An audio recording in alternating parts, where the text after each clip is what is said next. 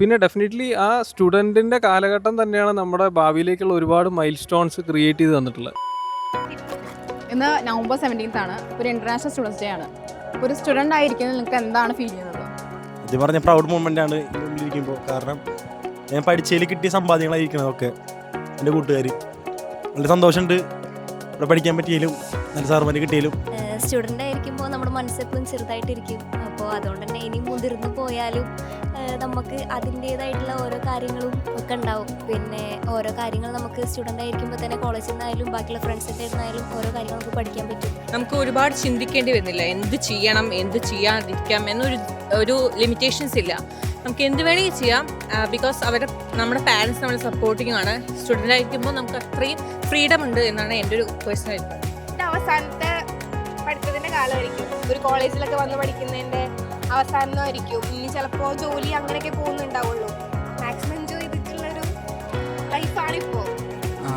Students എന്ന് പറയുന്നത് നമ്മൾ പ്രാക്ടിക്കൽ എക്സ്പോഷർ കിട്ടണം, ബോണ്ട് ക്രിയേറ്റ് ചെയ്യണം. ഇത് ക്രിയേറ്റ് ചെയ്താൽ നമ്മൾ ലൈഫ് ലോങ് ഉണ്ടാവണം. അതിനെ കീപ്പപ്പ് ചെയ്യണം. നമ്മുടെ സക്സസ് ആൻഡ് ഫെയിലിയേഴ്സ് എല്ലാവരും അവരുണ്ടാവും. സ്റ്റുഡൻറ്റ് ആയിരുന്ന സമയത്ത് എന്താ ഫീൽ ചെയ്തതെന്ന് വെച്ച് കഴിഞ്ഞാൽ റിയലി ഹാപ്പി. കാരണം നമുക്ക് എന്തിനെ പറ്റിയിട്ട് നമ്മുടെ തോട്ട് പ്രോസസ്സ് ഭയങ്കര വലുതായിരിക്കും. നമുക്ക് ക്രിയേറ്റീവ് ആയിട്ടുള്ള ഒരുപാട് തോട്ട്സ് ആ സമയത്ത് ഉണ്ടാവും. ഫ്രണ്ട്ഷിപ്പ്, നമ്മുടെ ബോണ്ടിങ്, അതുപോലെ തന്നെ നമ്മൾ എന്തൊരു പരിപാടി നടത്താനും നമ്മൾ അതിൻ്റെ എനർജി എപ്പോഴും നമുക്ക് മെയിൻറ്റെയിൻ ചെയ്ത് കൊണ്ടുപോകാനായിട്ട് സാധിക്കും. പിന്നെ ഡെഫിനറ്റ്ലി ആ സ്റ്റുഡൻറ്റിൻ്റെ കാലഘട്ടം തന്നെയാണ് നമ്മുടെ ഭാവിയിലേക്കുള്ള ഒരുപാട് മൈൽ സ്റ്റോൺസ് ക്രിയേറ്റ് ചെയ്ത് തന്നിട്ടുള്ളത്. ക്യാമ്പസിൽ മാത്രം ഒതുങ്ങി നിൽക്കുന്നതാണ് സ്റ്റുഡൻസ് ലൈഫ് എന്ന് തോന്നുന്നുണ്ടോ?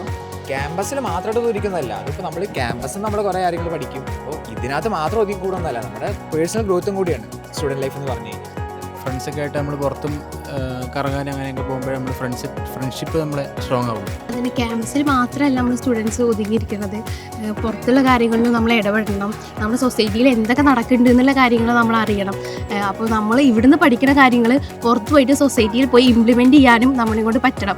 എന്നാലാണ് നമ്മളൊരു നല്ല സ്റ്റുഡൻറ്റും നല്ലൊരു സൊസൈറ്റിയിലത്തെ ഒരാളും കൂടി ആവുള്ളൂ. ഇല്ല, നമ്മൾ ഒരുപാട് സ്ഥലത്തിലോട്ട് സ്റ്റുഡൻസ് എന്ന് പറയുമ്പോൾ തന്നെ പലവിടെ നമുക്ക് സ്റ്റുഡൻസ് ആവാം. ഒരു കോളേജ് മാത്രമല്ല, നമുക്കൊരു ഏതൊരു ഇൻ്റർനാഷണൽ ഓർഗനൈസേഷന് പോയാലും നമ്മളവിടെ ഒരു സ്റ്റുഡൻ്റ് ആണ്, ടൈപ്പ് ഓഫ് സ്റ്റുഡൻറ്റ്. കാരണം നമുക്കൊന്നും അറിയില്ല, നമ്മൾ പുതിയ പഠിക്കുന്നു. അപ്പോൾ ഒരു സ്റ്റുഡൻറ്റ് എന്ന രീതിയിൽ ക്യാമ്പസ് മാത്രമല്ല. തീർച്ചയായിട്ടും അല്ല, സ്റ്റുഡൻറ്റ് ലൈഫ് എന്ന് പറയുന്നത് ലൈഫ് ലോങ് നമ്മുടെ ഉണ്ടാവും. നമ്മുടെ ലാസ്റ്റ് ബ്രത്ത് വരെ എപ്പോഴും സ്റ്റുഡൻറ്റ് ലൈഫ് ലൈവാണ്. ബട്ട് നമ്മളത് എങ്ങനെ എടുക്കുന്നു, നമ്മൾ ആ ഒരു സെൻസിൽ ആ സ്റ്റുഡൻറ്റ് ലൈഫിനെ കാണണം. ഇപ്പോൾ ആക്ച്വലി എല്ലാവരും വിചാരിക്കും ഒരു ക്യാമ്പസിനകത്ത് പോയാൽ മാത്രമേ സ്റ്റുഡൻറ്റ് ലൈഫ് ഉള്ളൂ, അല്ലെങ്കിൽ ഒരു 3 ഇയർ പീരീഡോ 4 ഇയർ പീരീഡോ കഴിഞ്ഞ് കഴിഞ്ഞാൽ അത് കഴിഞ്ഞു എന്നാണ് വിചാരിക്കുന്നത്.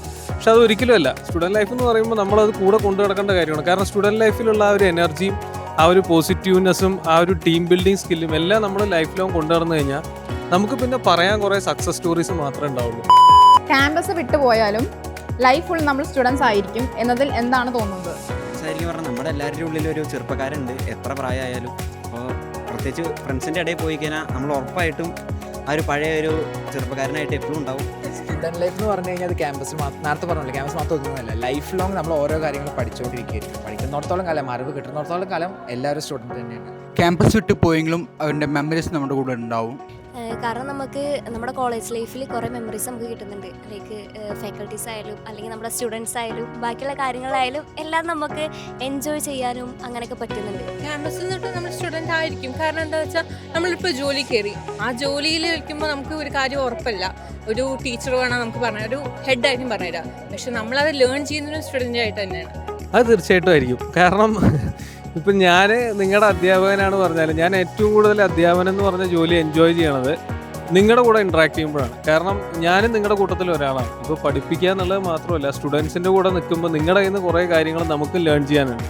പുതിയ ട്രെൻഡ് എന്താണ്, അതുപോലെ തന്നെ നമ്മളുടെ കാലഘട്ടത്തിൻ്റെ മാറ്റങ്ങൾ എന്തൊക്കെയാണ്, ഇപ്പോഴത്തെ യങ്സ്റ്റേഴ്സിൻ്റെ ആ ഒരു അവരെങ്ങനെയാണ് ഓരോ കാര്യങ്ങൾ ഹാൻഡിൽ ചെയ്യണം, ഇതൊക്കെ നമുക്ക് ഒരുപാട് കാര്യങ്ങൾ പഠിക്കാനുണ്ട്. അപ്പോൾ എത്ര കാലം കഴിഞ്ഞാലും സ്റ്റുഡൻറ്റ് ലൈഫ് എന്ന് പറയുന്നത് ആക്ച്വലി നമുക്ക് അടുത്ത ഒരു നെക്സ്റ്റ് സ്റ്റെപ്പ് വയ്ക്കാനുള്ള തീർച്ചയായിട്ടും ഒരു എന്താ പറയുക, നമുക്കൊരു പുഷാണ്, അല്ലെങ്കിൽ നമുക്ക് എന്ത് പറയാൻ പറ്റും, ഒരു പോസിറ്റീവ് ആയിട്ടുള്ളൊരു ഇമ്പാക്റ്റ് ആണെന്ന് പറയാം ആക്ച്വലി സ്റ്റുഡൻറ്റ് ലൈഫ് എന്ന് പറയുന്നത്. ഡെഫിനറ്റ്ലി അതൊരു പോസിറ്റീവ് ബ്ലെസ്സിങ് ആണ് ഗോഡിൻ്റെ.